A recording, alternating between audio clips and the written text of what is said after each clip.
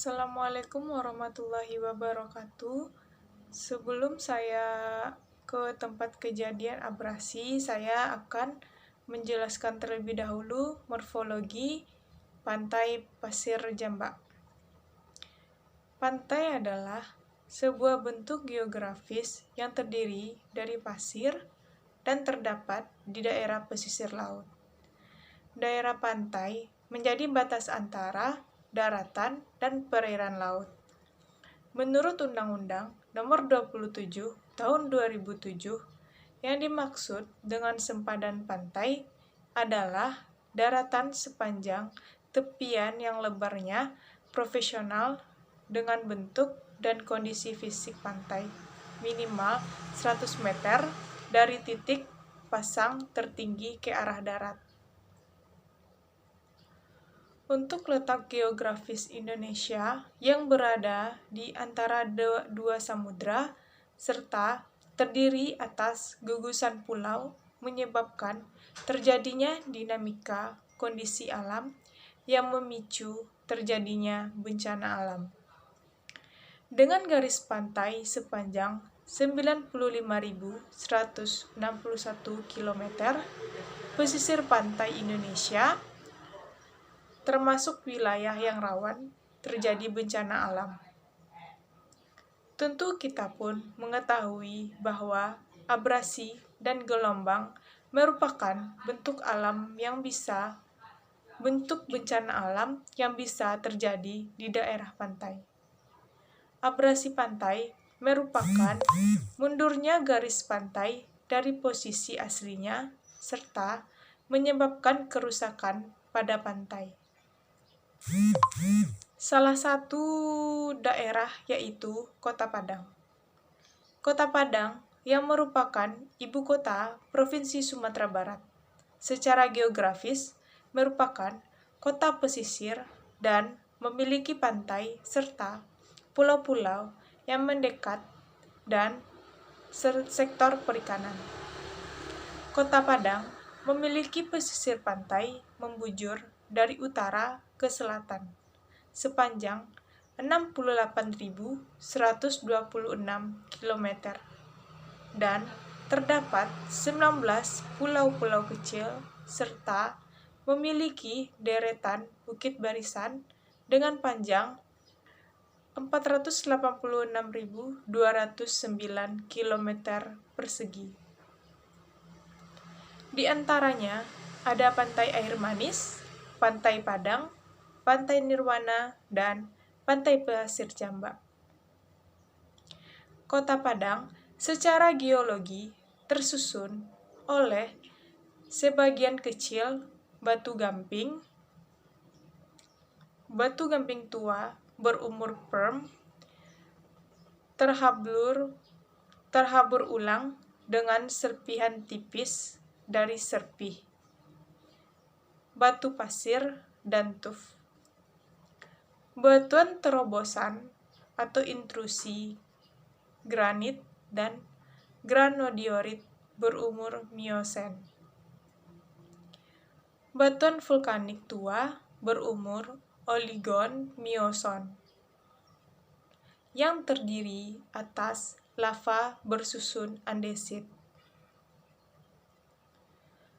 Basal, breksi, dan tuf terubah dan termineralkan, sebagian besar disusun oleh batuan vulkanik Pliocene yang terdiri atas tuf breksi dan lava yang bersusun riolit, pasir, dan andesit, tuf pada, tuf hybrid, tuf sela, dan tuf batu gamping dengan breksi dan lava dan endapan aluvial merupakan endapan danau dan pantai. Pesisir Pantai Padang membentuk pantai lurus dengan panjang pantai kurang lebih 7,5 km.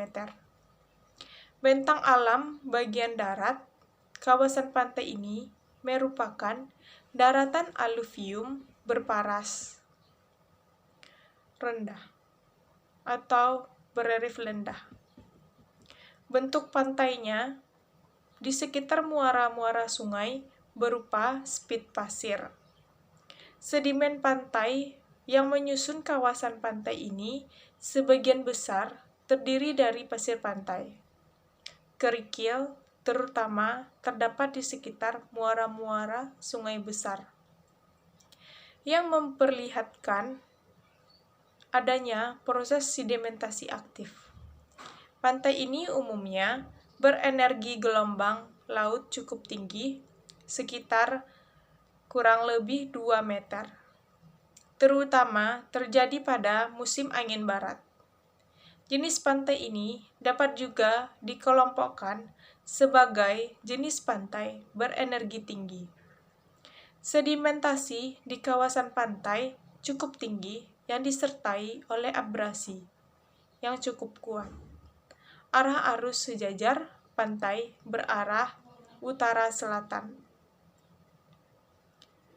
Kawasan laut Kota Padang memiliki pola arus permukiman yang dipengaruhi oleh pola angin geostropik dan atau angin muson. Berdasarkan karakteristik iklim di belahan bumi selatan, maka kawasan sepanjang Pantai Padang dipengaruhi oleh angin musim barat yang bertiup bulan November sampai Maret dan angin musim timur bertiup dari bulan Mei sampai September. Angin musim barat di perairan Kota Padang berkekuatan rata-rata 9 sampai 10 knot bertiup ke arah tenggara hampir sejajar dengan garis Pantai Padang. Arus permukaan berarah ke pantai pada saat air pasang, sedangkan pada saat air surut, arus permukaan berarah ke laut barat dengan kecepatan lebih besar dibanding saat pasang surut di perairan Kota Padang adalah 2 kali pasang dan 2 kali surut dalam sehari. Assalamualaikum warahmatullahi wabarakatuh. Saya Ida Divita Putri dengan NIM 19136148 melaporkan kejadian abrasi di pantai, yaitu Pantai Pasir Jambak, Kecamatan Kota Tangah, Kota Padang, Sumatera Barat. Kejadian abrasi ini terjadi akibat adanya gelombang tinggi dan arus laut yang tinggi, serta terjadinya global warming yang mengakibatkan gelombang naik. Seperti di belakang saya merupakan akibat dari abrasi, yaitu pohon tumbang. Karena abrasi di pantai ini karena gelombang pernah mencapai 10 meter, mengakibatkan terkikisnya pasir di pantai Pasir Jambak ini. Dan cara mengatasi abrasi terutama yaitu membuat tembok pemecah ombak di sekitar bibir pantai, dan menjaga kebersihan lingkungan seperti tidak membuang sampah dan tetap menjaga kestabilan tanah, seperti menguranginya pembuatan permukiman atau mengurangi adanya pembuatan pemukiman di daerah pantai ini. Itulah yang dapat saya sampaikan. Assalamualaikum warahmatullahi wabarakatuh. Penanggulangan dampak atau mitigasi bencana abrasi dilakukan dengan cara pembuatan dinding laut dan tanggul, pemecah ombak, saluran penampung kenaikan air laut, regenerasi mangrove, relokasi penduduk di kawasan pantai, melarang penambang pasir, dan menjaga terumbu karang. Pembuatan tanggul dan pemecah ombak serta saluran penampungan kenaikan air laut memerlukan biaya cukup banyak, sehingga diperlukan pemilihan lokasi yang benar-benar memerlukan atau yang dampak abrasinya lebih tinggi. Setiap kebijakan dan strategis dalam pemanfaatan sumber daya pantai harus berdasarkan kepada pemahaman yang baik tentang proses-proses alamiah seperti ekologis dan hidrologis yang berlangsung di kawasan pantai yang sedang dikelola. Kedua, kondisi ekonomi, sosial, dan budaya masyarakat. Dan yang terakhir yaitu kebutuhan saat ini dan yang akan datang terhadap barang dan produk serta jasa lingkungan pantai.